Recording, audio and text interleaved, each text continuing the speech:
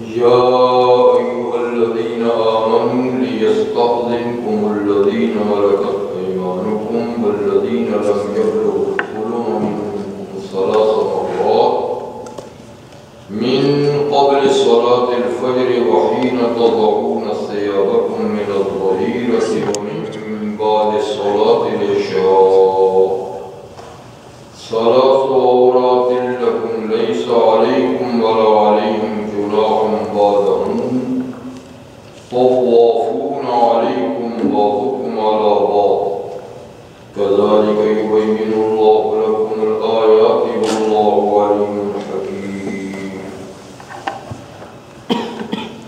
وإذا بلغ الأطفال منكم الحلم فليستأذنوا كما استأذن الذين من قبلهم كذلك يبين الله لكم آياته والله عليم حكيم.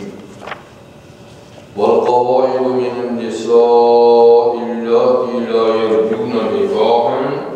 فليس عليهن جناح أن يضعن ثيابهن غير متبرجات بزينة وأن يستعففن خير لهن والله سميع عليم. صدق الله العظيم.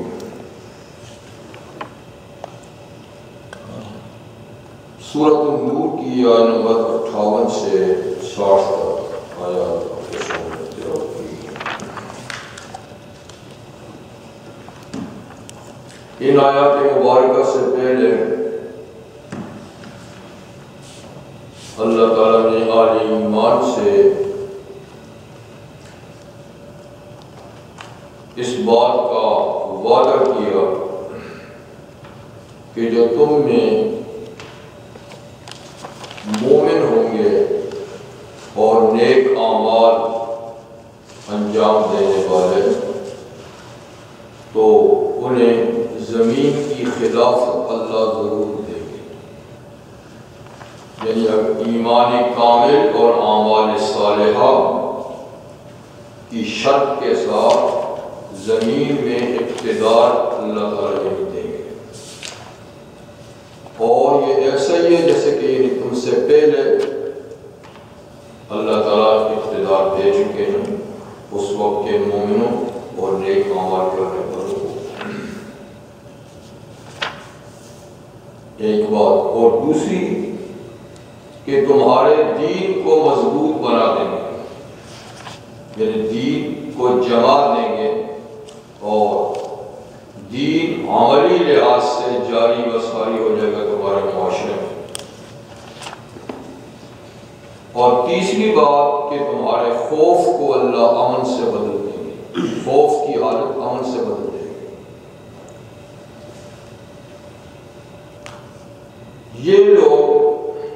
جن کو اقتدار بھی ملے گا, دین بھی ان کا مضبوط ہو جائے گا اور ان کا خوف امن سے بدل جائے گا, فرمایا کہ یہ میری ہی عبادت کریں گے اور میرے ساتھ کسی چیز کو شریک نہیں ٹھہرائیں گے. جب یہ نعمت میں ان کو دے دوں گا تو جس نے پھر کفران نعمت کی, اس نعمت کی ناشکری کی, تو یہ لوگ فاسق ہوں گے. جیسے کہ میں نے عرض کیا تھا کہ یہ وعدہ اللہ کا پورا ہو چکا ہے. خلافت راشدہ نبی کریم صلی اللہ علیہ وسلم کی حیات طیبہ کے بعد جو 30 سال خلافت رہی اور وہ بالکل نبی کریم صلی اللہ علیہ وسلم کے نقش قدم کے مطابق رہی, وہ اسی شرط کے مطابق. اس سے یہ بھی معلوم ہوا کہ اس دور کے حضرات ایمان کامل اور اعمال صالحہ کے پابند تھے اور ان کا ایمان اور ان کی اعمال اللہ کے یہاں قابل قبول تھے. اسی لیے اللہ تعالیٰ کا وعدہ ان کے حق میں پورا ہوا. اس کے بعد پھر آج تک مجموعی لحاظ سے وہ صورتحال پیدا نہیں ہوئی. کبھی کبھی بیچ میں کچھ ایسے دور ضرور آئے, اچھے لوگ آئے, ان کو حکومت بھی ملی, دین کے کام بھی ہوئے, لیکن وہ پوزیشن حاصل نہیں ہو سکی جو وہ حضور صلی اللہ علیہ وسلم کے ارشاد کے مطابق 30 سال تک آپ کے بعد رہی. لیکن تاہم اللہ تعالیٰ کا وعدہ ہے اگر اسی معیار کے مسلمان آج بھی پیدا ہو جاتے ہیں تو وعدہ پھر دوبارہ پھر آ سکتا ہے اور کر کے آ سکتا ہے. مگر ایک دفعہ یہ بات ہو چکی ہے. پھر اللہ تعالیٰ نے شاہ فرمایا کہ نماز پڑھو، زکوٰۃ دو، اللہ کے رسول کی اطاعت کرو تو تم پر رحم کیا جائے گا. اور یہ کہ ایسا نہ کرو گے تو اللہ تعالیٰ کو کوئی عاجز نہیں کر سکتا. اللہ جو فیصلہ کرنا چاہیں اللہ کے فیصلوں کو کوئی ٹلا نہیں سکتا. وہ فیصلہ ضرور ہو کے رہے. آج جو آیات تلاوت کی گئی ہے اس کا تعلق پھر کافی پہلے کی آیات کے ساتھ. جیسے کہ بتایا گیا تھا کہ اس سورت کا مرکزی مضمون وہ عفت کا نظام ہے، اسلام کا عفت کا نظام، پاک دامنی کا نظام، کہ سارے مسلمان مرد عورتیں جو ہیں وہ عفیف اور پاک دامن رہیں. اس سلسلے میں اللہ تعالیٰ نے سب سے پہلے حدود ذکر فرمایا کہ جو پاک دامنی کے نظام میں مخل ہو اور اس کو ختم کرے اور یہ جرم اس پہ ثابت ہو جائے تو اس کو شرعی جو سزا دی جائے گی جو اللہ نے مقرر کی ہے اس کا سب سے پہلے ذکر کیا گیا. اور اسی طریقے سے جو لوگ بلا وجہ کسی کو مورد الزام ٹھہرائیں اور وہ اس جرم کو ثابت نہ کر سکے تو وہ بھی مجرم ہیں اور ان کو بھی شرعی سزا 80 کوڑے لگے. اسی طرح میاں بیوی میں اگر اس قسم کی بات چل پڑے وہ ایک دوسرے پہ الزام تراشی کریں تو ان کے لیے لیان کا قانون اللہ تعالیٰ نے بیان فرمایا. اور پھر اسی سلسلے میں وہ واقعہ عفق سیدہ عائشہ صدیقہ رضی اللہ تعالیٰ عنہا جو منافقین نے الزام تراشی کی اللہ تعالیٰ نے اس کا ذکر فرمایا، ان کی پاک دامنی اور ان کی عفت کو ذکر فرمایا. اور اس سلسلے میں جن لوگوں نے جرم کا ارتکاب کیا تھا ان کو نصیحت کی کہ جو ہو گیا سو ہو گیا، آئندہ کے لیے اس قسم کی بات نہیں ہونی چاہیے. اور پھر باقاعدہ عفت کا نظام کہ یہ صورتحال پیدا نہ ہو اس کے لیے اللہ تعالیٰ نے قواعد بنائے. تو اس میں سب سے پہلا مسئلہ استیذان کہ جب کوئی کسی کے گھر میں جائے تو بے دھڑک نہ چلا جائے بلکہ دروازے پہ کھڑے ہو کر آل خانہ سے اجازت لے. اور اجازت کی صورت یہ کہ تسلموا علی اہلہا، اندر گھر میں ہیں ان کو کھڑے ہو کے سلام کرو اور اس کے بعد اجازت لو. اگر اجازت مل جاتی ہے تو داخل ہو اور کسی وجہ سے اجازت نہیں ملتی تو واپس ہو جاؤ. یا اندر سے کوئی کہتا ہے کہ اس وقت ہم آپ سے ملاقات نہیں کر سکتے تو تب بھی واپس ہو جاؤ. یا کوئی جواب نہیں آتا تب بھی واپس ہو جاؤ.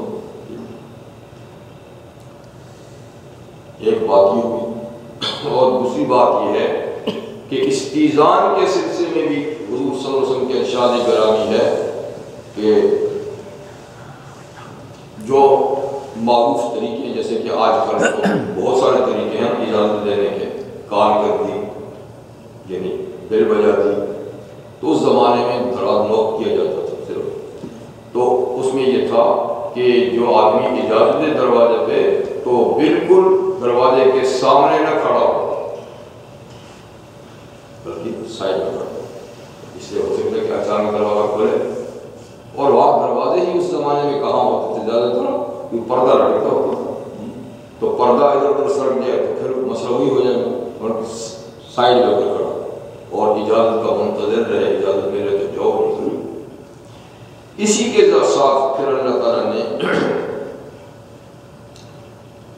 اگر گھر سے باہر یا گھر کے اندر کسی مرد عورت کا آمنا سامنا ہو جائے تو دونوں کو ہدایت دی کہ وہ اپنی نظریں نیچی رکھیں. نیچے رکھے. پھر عورتوں کو اس بات کا بھی پابند بنایا کہ وہ اپنے زینت کا اظہار نہ کریں. ہاں جن محرموں کے سامنے اجازت ہے تو اس کی بھی اللہ تعالیٰ نے پوری لسٹ بتا دی کہ فلاں فلاں فلاں فلاں ان کے سامنے زینت کا اظہار ہو سکتا ہے، محرم ہے، اور ان کے علاوہ کسی کے سامنے کوئی خاتون محرم یعنی زینت کا اظہار نہ کرے. پھر اسی نظام کے تحت اللہ تعالیٰ نے فرمایا تھا کہ اس کا ایک بہترین حال یہ ہے کہ بلوغ کے بعد غیر نکاح شدہ جو ہیں ان کا نکاح کرا دینا چاہیے، کیونکہ بے نکاحی زندگی بھی خرابی کا باعث ہوتی ہے. اور انکحوا الایام والصالحین من عبادکم، جو تم میں غیر شادی شدہ ہیں تو ان کا نکاح کرا دو، ان سے سرسرپرستوں سے کہا. اور اس طرح جو تمہارے غلام نیک اور صالح ہیں باندیاں ان کی بھی شادی کرا دو، کیونکہ جذبات تو باہر ہر انسان کے اندر ہیں. تو یہ ساری چیزیں اسی نظام کے تحت ہیں. پھر اس کے بعد اللہ تعالیٰ نے اپنے نور کا ذکر فرمایا، اللہ نور السماوات والارض، پھر ذرائع توحید کیا کہا، یہ سلسلہ پر چلا. اب پھر آج جو آیات تلاوت کی ہیں اس میں پھر عفت کے نظام کا دوبارہ ذکر ہے، اور یہ پھر مسئلہ استیزاء ہے یا پھر مسئلہ استیزاء ہے. یا ایھا الذین آمنوا، اے ایمان والو، لیستأذنکم الذین ملکت ایمانکم، چاہیے کہ اجازت لیں تم سے وہ لوگ کہ جن کے تمہارے ہاتھ مالک ہیں، یعنی جو تمہارے غلام باندیاں ہیں، جو تمہارے گھروں کے اندر رہتے ہیں، جو تمہارے خدمت گزار ہیں، ان کو بھی چاہیے کہ وہ 3 وقت ایسے ہیں کہ تمہارے مخصوص جو کمرہ ہے، روم ہے، اس میں آنے سے پہلے اجازت دیں. تو آج کا تو غلام باندی کا زمانہ نہیں ہے، لیکن جن گھروں میں ملازم ہیں، نوکر ہیں، تو ان پر یہ قانون فٹ ہو کہ وہ جو گھر میں آتے جاتے ہیں، خدمت کرتے ہیں، تو ان کو چاہیے کہ وہ اس قانون کی پابندی کریں. اس طرح فرماتے ہیں. تو وہ جو تمہارے مالک کے ہاتھ یا جو تمہارے گھر گھریلو خدام اور نوکر ہیں وہ اجازت دیں. اور والذین لم یبلغوا الحلم منکم، اور وہ بھی جو ابھی بلوغ کو نہیں پہنچے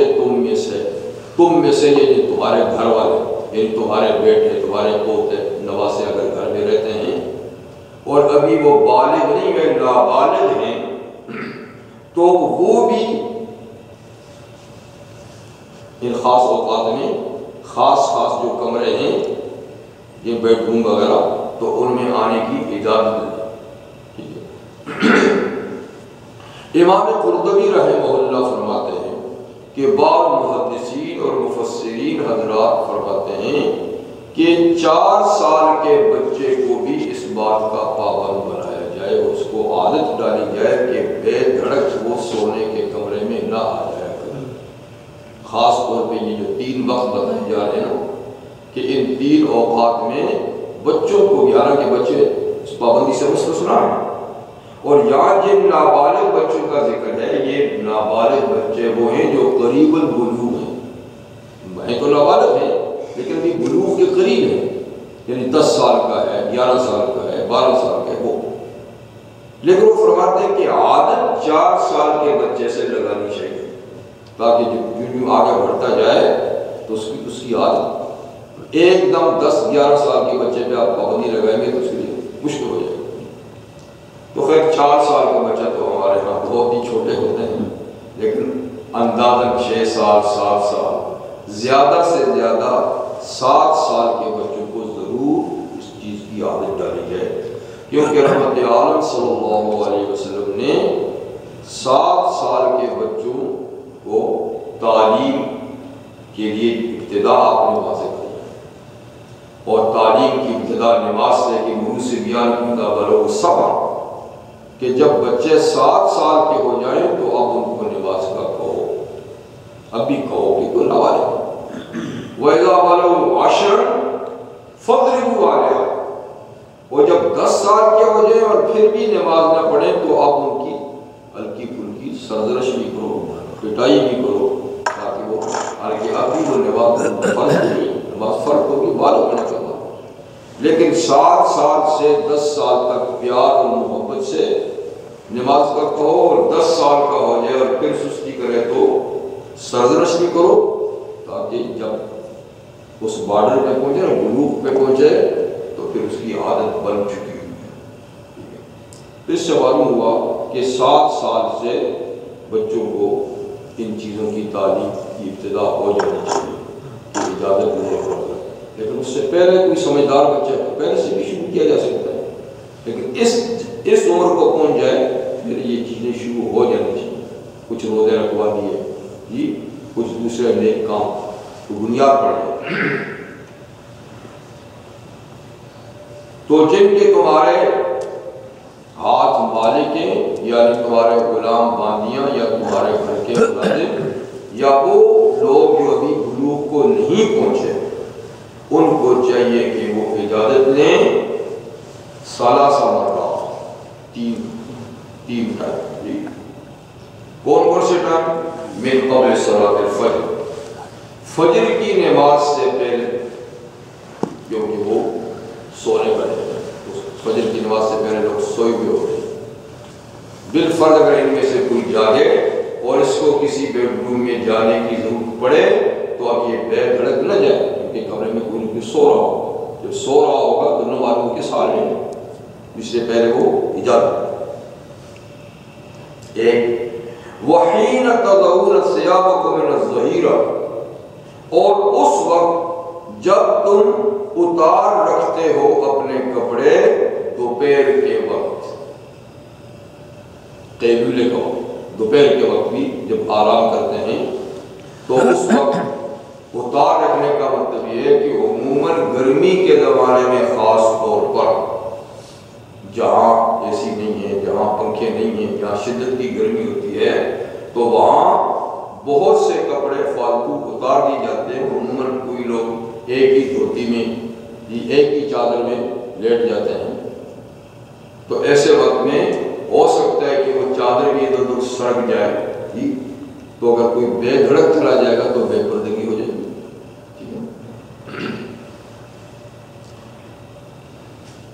اس کا پس منظر یہ ہے کہ حضرت صلی اللہ علیہ وسلم نے ایک بچے کو حضرت عمر رضی اللہ عنہ کو بلانے کے لیے بھیجا کہ جاؤ عمر کو بلا کر لاؤ، اور یہ دوپہر کا وقت تھا،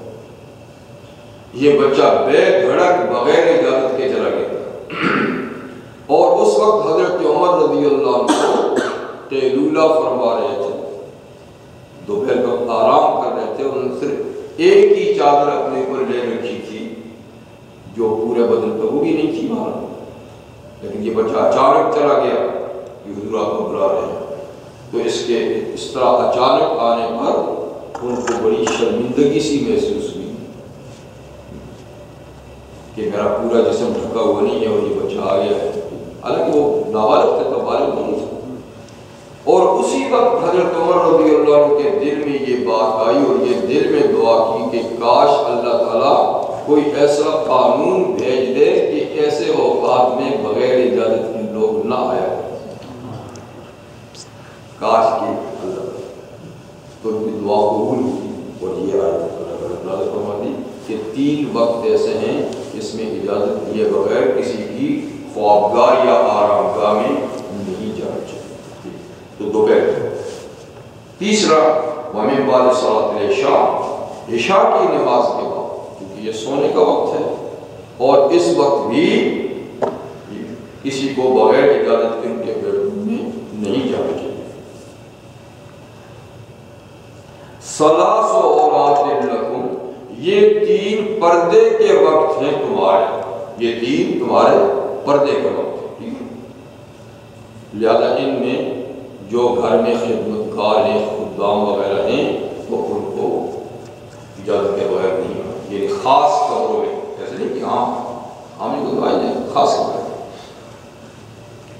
لیس علیکم ولا علیہم جناح بعدہم،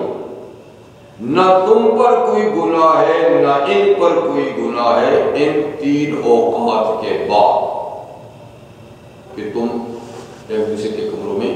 بغیر اجازت کے آ جا سکتے ہو ان 3 اوقات کے بعد، کیونکہ یہ آرام کے وقت نہیں اور عام طور پہ لوگ اس میں باپردہ ہوتے ہیں۔ یہ رعایت کہ ہر وقت آنے میں اجازت کی ضرورت نہیں،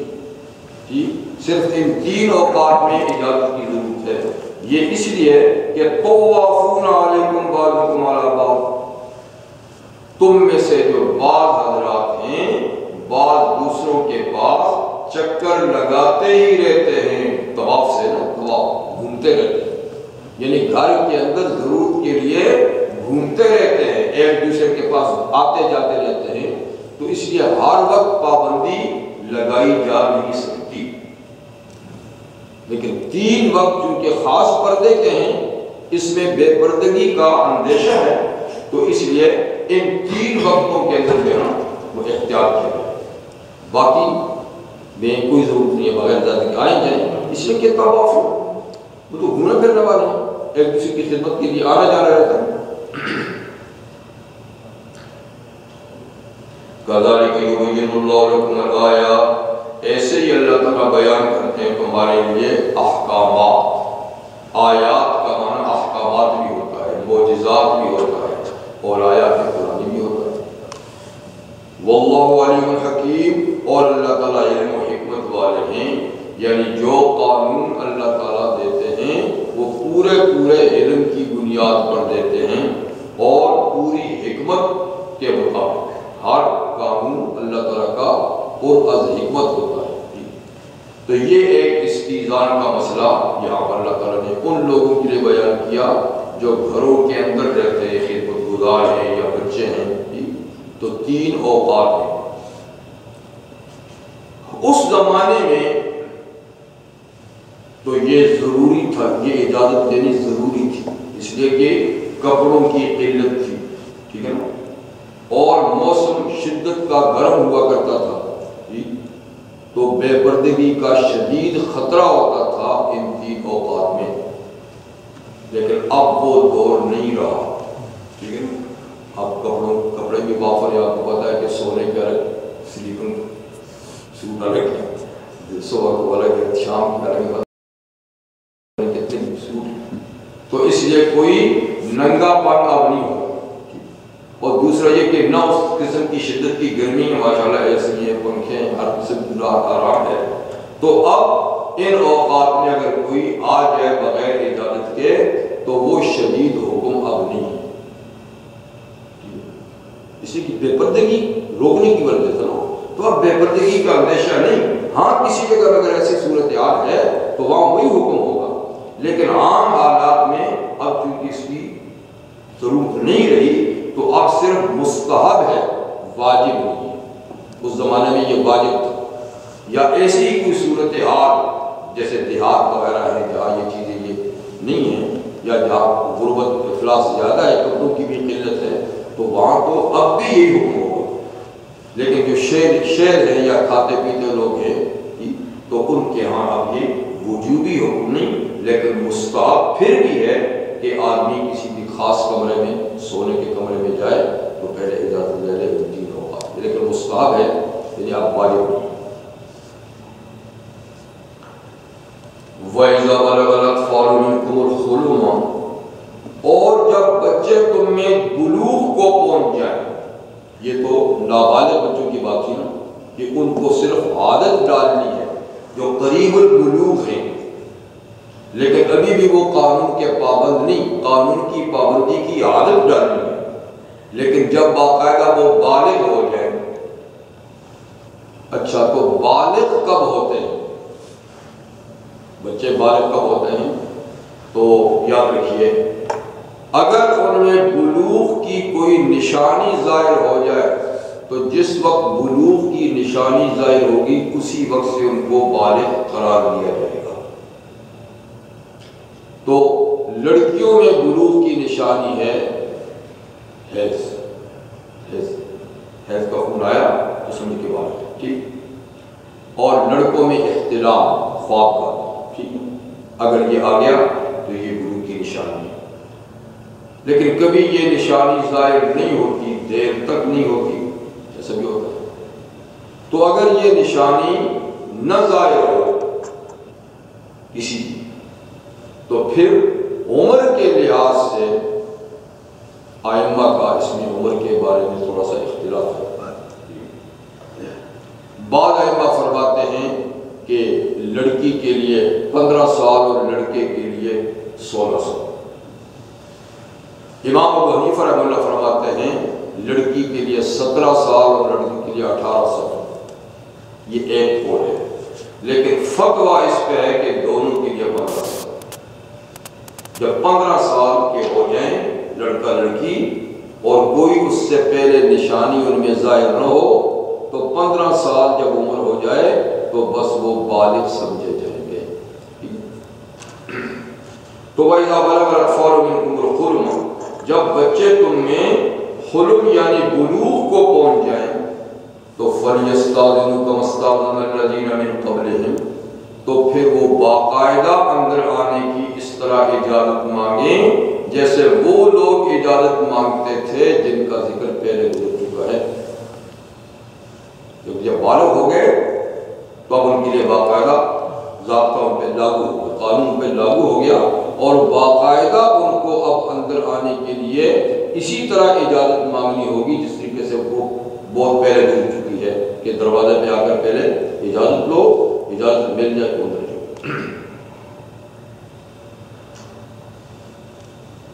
كَمَا اسْتَأْذَنَ الَّذِينَ مِن قَبْلِكُمْ كَذَلِكَ يُبَيِّنُ اللَّهُ لَكُمْ آيَاتِهِ، ایسے ہی اللہ تعالیٰ تمہارے سامنے اپنے احکامات یعنی آیات بیان فرماتے ہیں، اور اللہ علم حکمت والے ہیں۔ تو پہلے قریب البلوغ والوں کا تھا، اب بلوغ والوں کا تھا یہ کہ وہ باقاعدہ اجازت دیں، اور وہ صرف 3 اوقات میں اجازت دیں، اور یہ باقاعدہ اجازت دیں یعنی باہر سے آئیں تو بغیر اجازت کے گھر میں داخل نہ ہو، باہر سے جاؤ، اور اندر گھر میں رہتے ہوئے تو پھر وہی بات ہے کہ خاص کمرے میں جانے کے لیے تو 3 اوقات ہیں اور باقی جو ہے آئے جائیں۔ اسی سے متعلق ایک اور مسئلہ، وَالْقَوَائِدُ مِنَ النِّسَاءِ اللَّاتِي لَا يَرْجُونَ نِكَاحًا، خواتین کے لیے گھر کے اندر کیا پردہ پہلے ذکر ہو چکا ہے کہ وہ زینت کا اظہار کسی کے سامنے نہ کرے۔ گھر کے اندر زینت کا اظہار یعنی باہر کا پردہ جو ہوگا، جب گھر سے باہر جائیں گی وہ تو سورہ احزاب میں آئے کہ وہ برقع یا بڑی چادر سر سے پاؤں تک جو ہے نا وہ اوپر لے کر جائے، لیکن گھر کے اندر کے لیے اتنی شدت نہیں۔ اس کا بتا دیا تھا کہ صرف یہ ہے کہ وہ زینت کا اظہار نہ کرے، اور زینت کے اظہار بھی یعنی اجنبی کوئی مہمان وغیرہ گھر میں آ جاتا ہے نا تو اس کے سامنے، ورنہ جو محرم ہیں جن کے ساتھ کبھی بھی نکاح جائز نہیں ان کے ساتھ زینت کا اظہار ہو سکتا ہے، کر سکتی ہیں۔ وہ ان کی پوری لسٹ بتا دی کہ وہ کون کون ہے، جی باپ ہے، بیٹا ہے، بھتیجے ہے، بھانجے ہیں وغیرہ، یہ سارے۔ عورتوں میں اب ایک خاص قسم کی بوڑھی عورتوں کا یہاں پر ذکر ہے کہ وَالْقَوَائِدُ مِنَ النِّسَاءِ،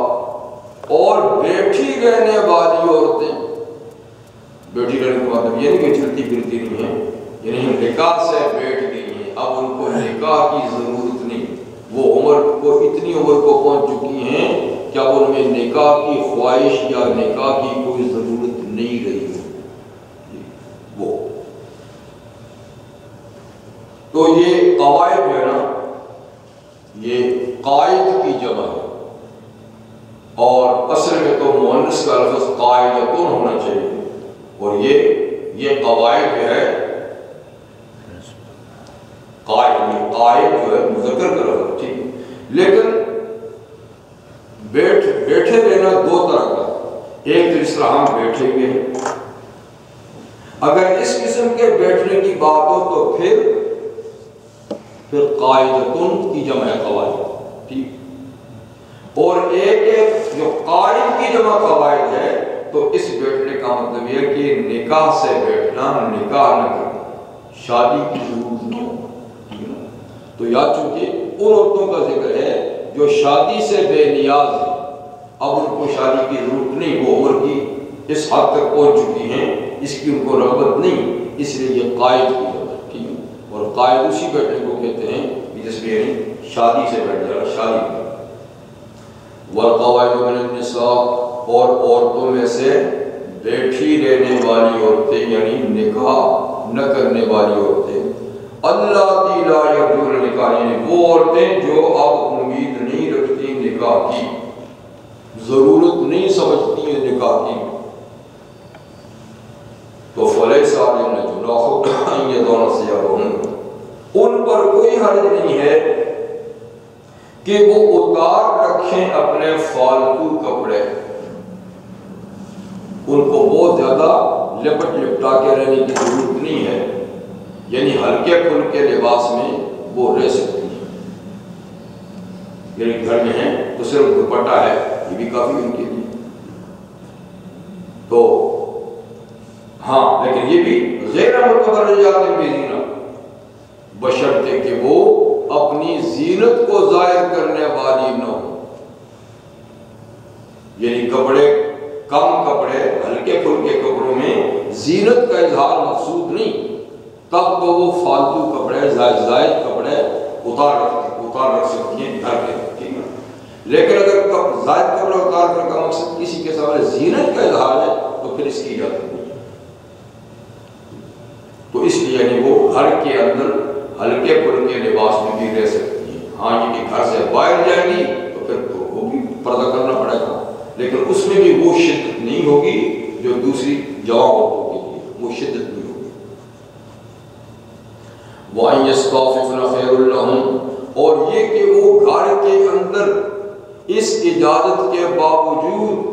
عفت سے رہیں تو یہ زیادہ بہتر ہے ان کے لیے، یعنی اجازت تو بے شک ہے اور پھر پردے کی شدت ان کے لیے بے شک نہیں،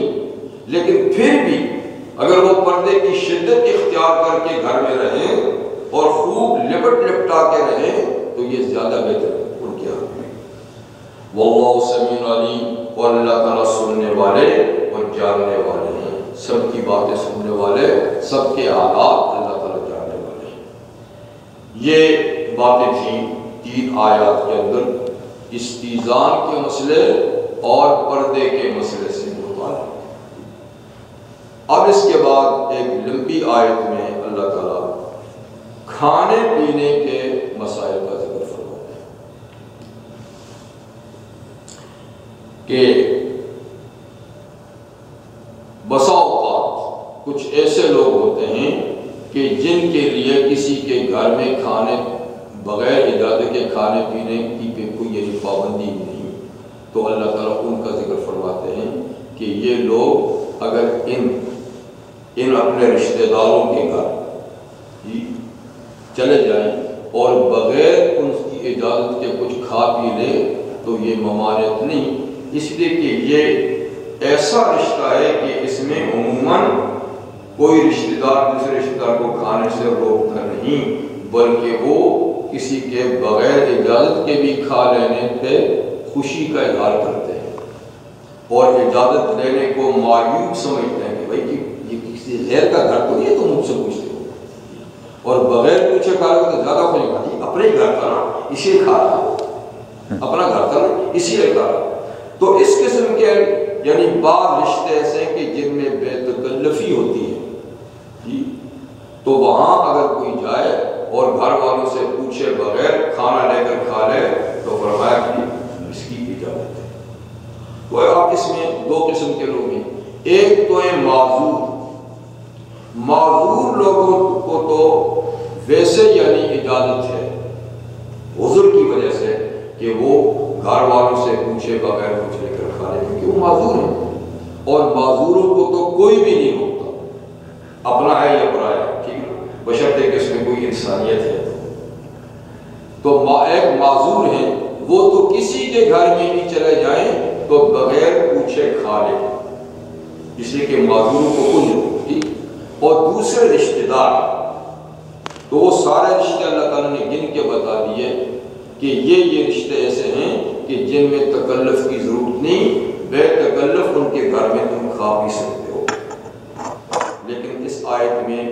جو بغیر اجازت کے معذوروں کو یا بعض رشتہ داروں کو بعض گھروں میں کھانے کی اجازت دی گئی ہے، یہ اس وقت کے حالات کے تحت ہے جب نزول قرآن ہو رہا تھا۔ اس معاشرے میں ایسے ہی تھا کہ معذوروں کو کوئی نہیں روکتا تھا، ٹھیک ہے نا، اور یہ جو رشتہ دار ہیں یہ بے تکلفانہ ایک دوسرے کے گھر سے کھا لیتے تھے اور اس کو کوئی باعث نہیں سمجھتا تھا۔ لیکن آج وہ دور نہیں ہے، اب نہ تو کسی معذور کو چھوڑتا ہے اور نہ کوئی رشتہ دار کو اگر آپ بلا وجہ کھائیں گے تو وہ اس کو عیب سمجھیں گے۔ اس لیے آج کے زمانے میں کسی کو بھی بلا اجازت کسی کے گھر میں کھانے کی اجازت نہیں ہے۔ جب بھی کسی کو ضرورت پڑے تو گھر والوں سے کھانا طلب کیا جائے یا اسے اجازت دی جائے۔ ہاں اگر یہی صورتحال کسی گھرانے میں ہے بے تکلفی کی تو پھر ٹھیک ہے، یہ قانون ہوگا،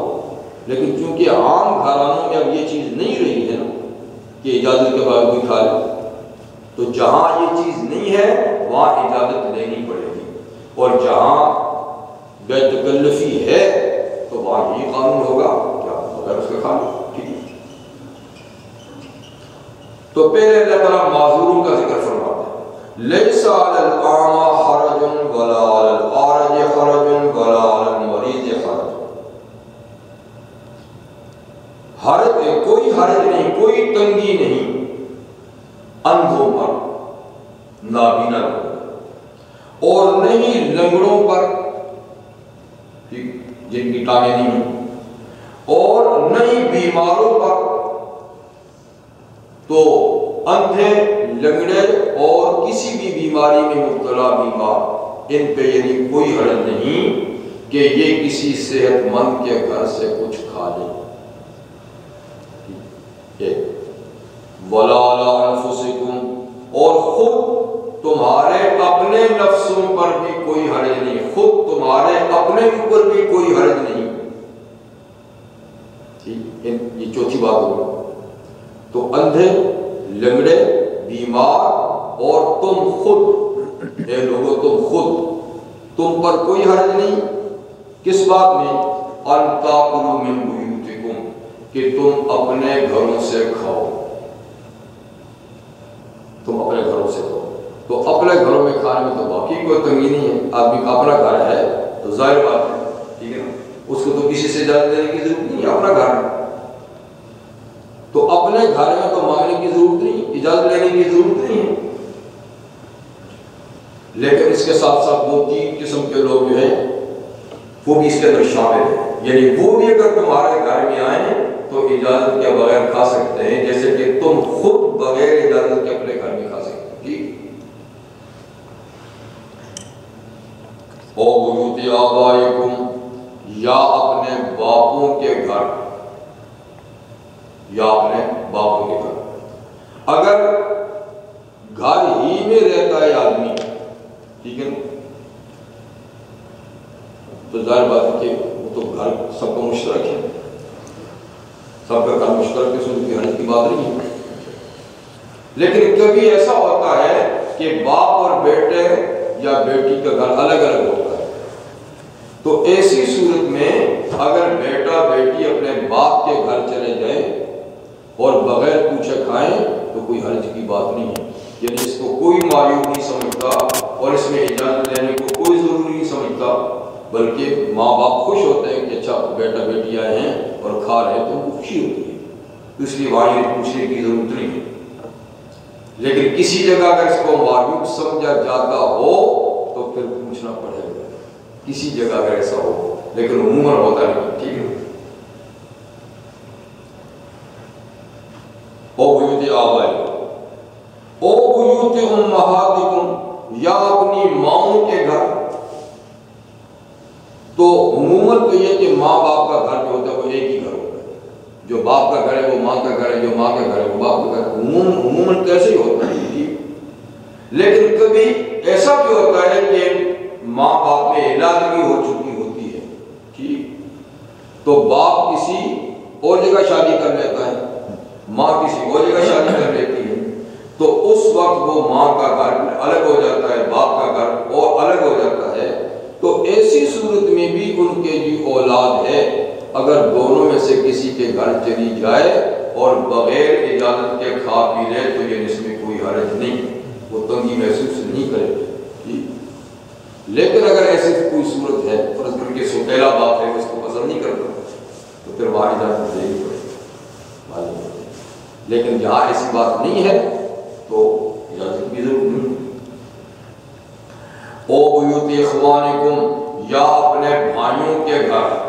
کیونکہ بھائیوں میں بھی بے تکلفی ہوتی ہے، ٹھیک۔ او بیوت اخواتکم، یا بہنوں کے گھر، اس میں بے تکلفی ہوتی ہے۔ او بیوت اعمامکم، یا اپنے چچاؤں کے گھر، تو چچا بھتیجا میں بھی بے تکلفی ہوتی ہے۔ او بیوت عماتکم، یا اپنی پھوپھیوں کے گھر، تو اس میں بھی بے تکلفی ہوتی ہے۔ او بیوت اخوالکم، یا اپنے ماموں کے گھر۔ او بیوت خالاتکم، یا اپنی خالاؤں کے گھر۔ تو یہ ایسے گھر ہیں، ایسے رشتے ہیں کہ ان میں بے تکلفی ہوتی ہے، تو جہاں ہو وہاں بغیر پوچھے یعنی کھانا کھا سکتے ہیں۔ لیکن جہاں بے تکلفی نہ ہو وہ سب کے لیے یہ قانون ہے کہ وہاں بھی اجازت دیے بغیر نہیں کھا سکتے۔ اور پھر یہ کہ بسا اوقات ان گھروں میں اگر آدمی تکلف سے کام لے تو اس کو معیوب سمجھا جاتا ہے اور اس کو ایک دوری سمجھی جاتی ہے کہ اچھا بھائی آپ ہم سے دور ہیں۔ اور اگر آدمی بغیر تکلف کے لے اس کو قرب سمجھا جاتا ہے کہ بھائی یہ ہمیں اپنا سمجھتا ہے، ہم اس کو اپنا سمجھتے ہیں، تو اپنائیت کے لحاظ سے اگر آپ نہ پوچھیں اور کھا لیں تو اس کو زیادہ بہتر سمجھتے ہیں۔ تو چونکہ یہ تعلقات ایسے ہیں کہ اس میں زیادہ تکلف سے دوری پیدا ہو سکتی ہے اور بے تکلفی سے قرب پیدا ہو سکتا ہے، تو صلہ رحمی کا تقاضا یہ ہے کہ قرب پیدا کیا جائے اور ایسے طریقے اختیار کیے جائیں جس میں نزدیکی ہو، دوری نہ ہو۔ تو یہ دیکھا جائے کہ کس چیز سے ہم نزدیک ہو سکتے ہیں اور کس چیز سے ہم دور ہو سکتے ہیں، جو نزدیکی کا رستہ وہ اختیار کیا جائے، دوری والا کیا جائے، ٹھیک ہے نا۔ یہ تو چند رشتے اللہ تعالیٰ نے ذکر فرما دیا۔ اس کے علاوہ او ما ملکتم مفاتحہ، یا وہ ملکتم کہ تم مالک ہوئے، مفاتحہ اس کی چابیوں کے۔ یہ ایسا ہوتا تھا کہ سرور کونین صلی اللہ علیہ وسلم جب جہاد پہ جاتے تھے تو ہر مسلمان چاہتا تھا کہ میں بھی آپ کے ساتھ اس سفر میں شریک سفر ہوں، سوائے منافقین کے یا معذور لوگوں کے۔ ہر مسلمان چاہتا تھا کہ میں اس سفر میں حضور صلی اللہ علیہ وسلم کے ساتھ رہوں۔ تو اس طریقے سے جب لوگ جانا چاہتے تھے نا تو جن کے گھروں میں اور کوئی نہیں ہوتا تھا تو وہ پھر کسی کو چابی دے دیتے تھے اپنے گھر کی کہ رو بھائی میں تو سفر جہاد میں جا رہا ہوں تو یہ میرے گھر کی چابی ہے، یہ لو میرے گھر میں رہا کرو اور جو کھانا بانا ہے وہ بھی کھایا کرو۔ جو چابیوں کا مالک بنا دے اور اجازت دے دے کہ میرے گھر میں رہو بھی اور کھانا وانا بھی کھا لیا کرو، تو فرمایا آپ تکلف کی کیا بات ہے؟ جب اس نے گھر والے کی اجازت دے دی، چابی تجھے دیتی ہیں، تو وہاں بھی آپ بے درد کھانا کھا سکتے ہیں۔ اور صدیقکم، یا تمہارے دوستوں کے گھر۔ اب اس میں بھی بسا اوقات یہ ہوتا تھا کہ ٹھیک جس نے چابی مجھے دے دی اور یہ بھی کہہ دیا کہ میرے گھر میں کھانا وانا کھا لیا کرو، لیکن نہ معلوم وہ کبھی ناراض نہ ہو جائے، ٹھیک ہے؟ تو اللہ فرمایا نہیں، جو تمہارے دوست ہیں نا، یہ بھی تو ایک دوست ہے، چابی کسی کو دینا اجنبی کو تھوڑا بھی دیتا ہے، آخر کوئی تعلق ہوتا ہے، کوئی دوستی ہوتی ہے۔ تو جب اس نے تمہیں چابی دے دی اور گھر کے اختیارات دے دیے تو تمہارا دوست ہے۔ اب اس میں تکلف کی کون سی بات ہوئی کہ وہ ناراض ہوگا یا میں یہ کر دوں گا؟ فرمایا کہ دوست کے گھر بھی بے تکلفی سے کھا سکتے ہو، اور یہ جس نے تمہیں چابیاں دی ہیں یہ ایک طرح کا تمہارا دوست بن گیا، پہلے تھا یا نہ تھا، اب تو بن گیا، چابی نے تمہارے حوالے کر دی، تو بے تکلف آپ اس کے گھر میں کھاؤ۔ یہ ایک بات ہے کہ یہ رشتے ہیں، یہ تعلقات ہیں، اور یہ لوگ ان تعلقات کی بنیاد پر یہاں کھانا بغیر پوچھے کھا سکتے ہیں، لیکن اسی شرط کے ساتھ جو میں نے ذکر کر دی کہ اگر بے تکلفی ان میں ہے اور کھانے کو معیوب نہیں سمجھتے تب، لیکن کسی وجہ سے یہ معلوم ہو جائے کہ فلاں فلاں رشتہ دار بغیر پوچھے کھانے کو پسند نہیں کرتے، تو پھر آپ بغیر پوچھے اسے نہیں کھا سکتے۔ ٹھیک ہے، یہ بات۔ اب اس کے بعد اللہ تعالیٰ اس کو ذکر فرماتے ہیں کہ کھانا کھانے کے دو طریقے ہیں اور دونوں کی اجازت ہے۔ باہمی مل کر کھانا،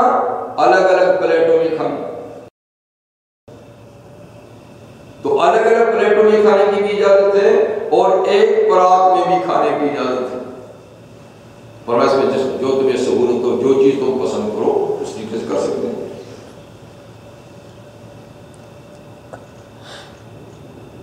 لیس علیکم جناح ان تاکلوا جمیعا او اشتاتا،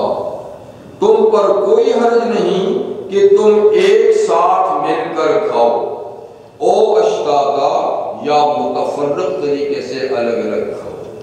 تو کھانے کے دونوں طریقوں کی اجازت ہے۔ ٹھیک۔ اب کئی لوگ ایسے ہوتے تھے کہ جو بیماروں کو اپنے ساتھ ایک پلیٹ میں کھلانا پسند نہیں کرتے تھے۔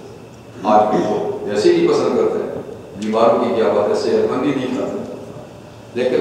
اس زمانے میں یہ کچھ اس قسم کے واہی قسم کے لوگ ہوتے تھے نا کہ یہ بیمار ہے اور اس کے ساتھ اگر مل کے کھائیں گے تو بیمار ہو جائیں گے۔ اگرچہ نبی کریم علیہ السلام نے یہ دونوں چیزیں ذکر فرمائی، فر من المجذوم فرارک من الاسد،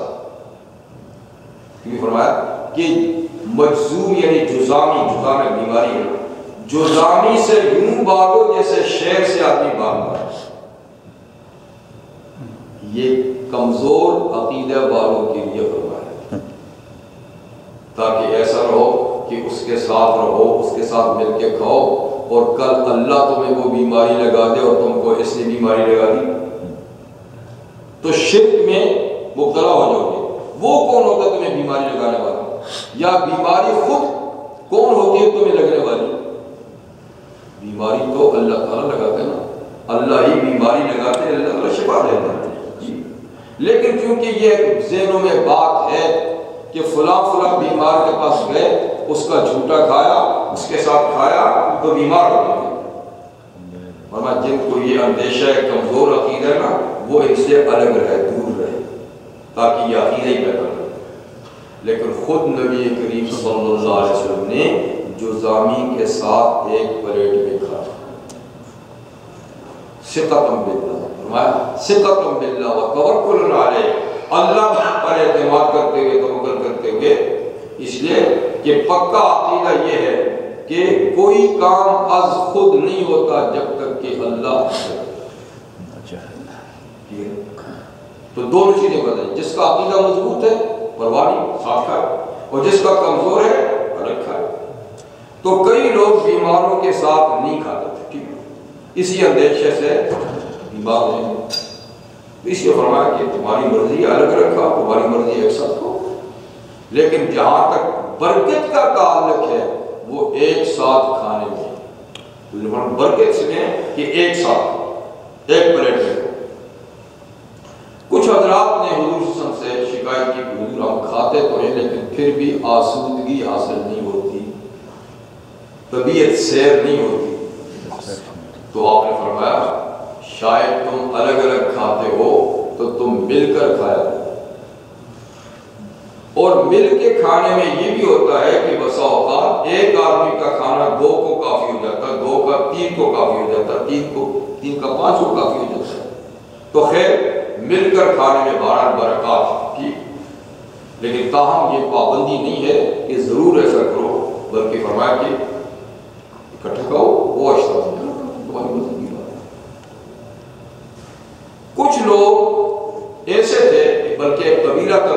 زنانہ وہ اکیلے کھاتے ہی نہیں تھے، اکیلے کھاتے ہی نہیں تھے کہ جب تک کوئی دوسرا آدمی نہیں آئے گا تو نہیں کھائیں گے، بھوکے ہوتے ویسے ہوتے لیکن اکیلے نہیں کھاتے، مہمان کی تلاش کرتے تھے، کسی کی تلاش کرتے بھائی کوئی دوسرا آدمی آئے گا تو کھائیں گے۔ تو یہ بھی ایک خامخواہ کی پابندی ہے کہ بھائی آپ نے نہیں مل رہا آپ کو تو تم کیوں بھوکے تو کھاؤ، لیکن وہ بس ان کی عادت تھی کہ وہ تنہا نہیں کھاتے تھے،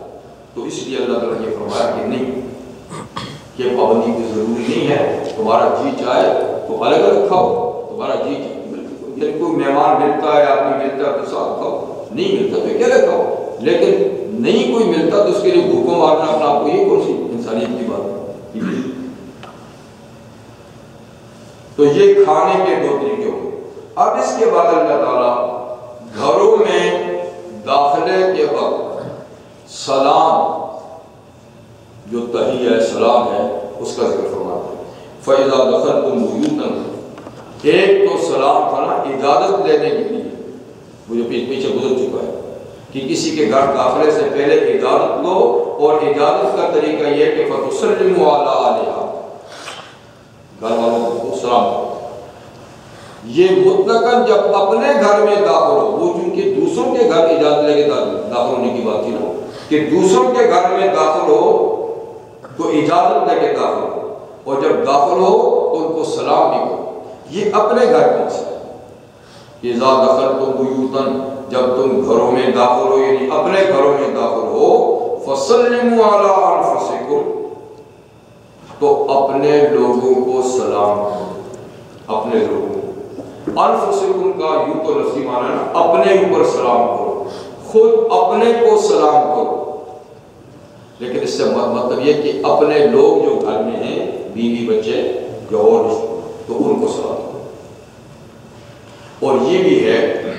کہ اپنے اوپر بھی سلام ہوتا ہے، اگر آپ دیکھتے ہیں کہ گھر میں کوئی بھی نہیں تو تب بھی کو السلام علینا وعلی عباد اللہ الصالحین، کہ ہم پر سلام ہو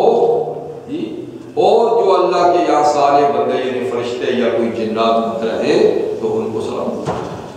لیکن کوئی موجود ہیں تو پھر السلام علینا نہیں، پھر السلام علیکم ورحمۃ اللہ وبرکاتہ حاضرین، اور کوئی نہیں تو اپنے کو سلام، السلام علیکم اپنی کو سلام۔ فرمایا کہ تحیۃ من عند اللہ، یہ اللہ کی طرف سے تحفہ ہے،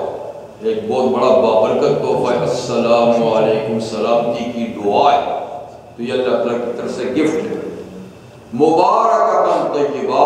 بڑا ہی بابرکت تحفہ ہے سلام، اور بڑا ہی پاکیزہ تحفہ ہے سلام، تو لہذا اس کی برکات سے ضرور فائدہ اٹھاؤ۔ حضرت جابر رضی اللہ عنہ فرماتے ہیں کہ گھر میں جاؤ تو ضرور سلام کیا کرو، اور اس کی برکات کا میں نے خود کہتے ہیں بارہا مشاہدہ کیا کہ بڑا ہی بابرکت سلام، بابرکت تحفہ، اور خود اللہ تعالیٰ فرماتے ہیں مبارکت طیبہ، بابرکت بھی ہے پاکیزہ بھی ہے۔ کذالک یبین اللہ لکم الآیات، اسی طرح اللہ تعالیٰ تمہارے لیے آیات یعنی اپنے احکامات بیان فرماتے ہیں، لعلکم تعقلون، تاکہ تم ان مسائل کو سمجھو اور پھر ان پر عمل پیرا ہو جاؤ، کیونکہ سمجھے بغیر تو آدمی عمل نہیں کرتے، تو ان کو سمجھو، ان کے فائدے کو سمجھو، اور جب فائدہ سمجھو گے تو اس پر عمل پیرا بھی ہو جاؤ گے۔ تو یہ بہرحال ان آیات مبارکہ میں چند باتیں ذکر ہوں۔ پہلے استیزار کا مسئلہ کہ گھر کے اندر کے خدام یا قریب البلوغ بچے 3 اوقات میں مخصوص روم جو ہے نا بیڈ روم، ان میں اجازت کے بغیر داخل ہوں۔ دوسرا یہ کہ جب بچے بالغ ہو جائیں تو ان کو باقاعدہ گھر کے اندر داخلے کے لیے بھی اجازت لینی ہوگی، جب باہر سے آئیں تو گھر کے اندر داخل ہونے کے لیے باقاعدہ اجازت لینی ہوگی، اور گھر کے اندر یہ 3 اوقات، گھر سے باہر جب بھی باہر سے آئیں تو باہر سے اجازت لے کر، ٹھیک۔ یعنی اجازت لینے کا مطلب یہ ہے کہ اپنے لوگ اگر آئیں تو صرف گھر والوں کو کسی نہ کسی انداز سے خبردار کرنے کے ہم آئے ہیں، بس اتنی سی بات. اور تیسری بات یہ ان عورتوں کے لیے کہ جو بوڑھی ہیں تو وہ یعنی اگر زائد کپڑے گھر کے اندر استعمال میں نہ لائے، ضروری کپڑے سے تو ان کے لیے اجازت ہے، لیکن پھر بھی اپنے آپ کو زیادہ سے زیادہ کور کر کے رکھے تو زیادہ اچھی بات ہے. اور پھر اس کے بعد یہ کھانے کے مسئلے کہ موضوع بہرحال کسی بھی گھر میں جبکہ گھر والے معیوب نہ سمجھیں تو بلا اجازت ان کے گھروں سے کھا سکتے ہیں، اور غیر معذور اپنے ان رشتہ داروں کی جن کی لسٹ اللہ نے بتا دی ان سے ان گھروں میں اگر بے تکلفی ہے تو بغیر اجازت میں کھا سکتے ہیں. اور یہ کہ کھانے میں اجتماعی طور پہ بھی کھانا زیادہ بابرکت ہے، لیکن انفرادی کھائیں یا الگ الگ دونوں کی اجازت ہے. اور آخری بات یہ کہ جب اپنے گھر میں بھی داخل ہوں تو گھر والوں کو سلام کرنا چاہیے، اور کوئی نہ ہو تو اپنی اوپر سلام کرنا چاہیے.